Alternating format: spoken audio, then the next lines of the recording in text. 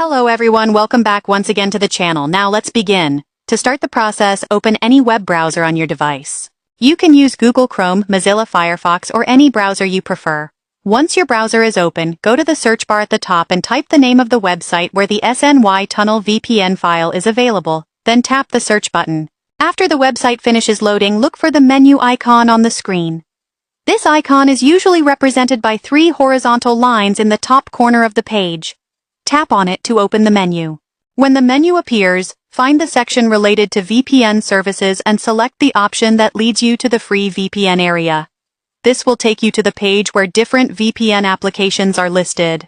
On that page, scroll through the available options until you find SNY Tunnel VPN, then tap on it to open the download page. Now you will see the download or install button.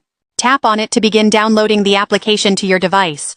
The download may take a few moments depending on your internet speed, so please wait until it completes.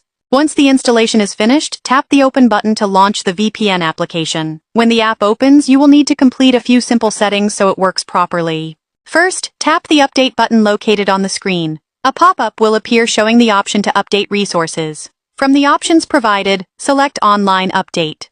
This step refreshes the app resources to ensure you get the best performance while using the VPN. After that, you will need to choose your country network.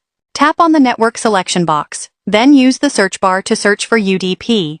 If UDP is available in your country, select the option labeled All Country UDP, since it usually works in multiple regions. If it is not supported in your location, you can choose any other available network from the list. Next, select the server location from the server box. You can pick any server that works well in your region. However, I recommend leaving it on auto-select so the app automatically chooses the best server for you.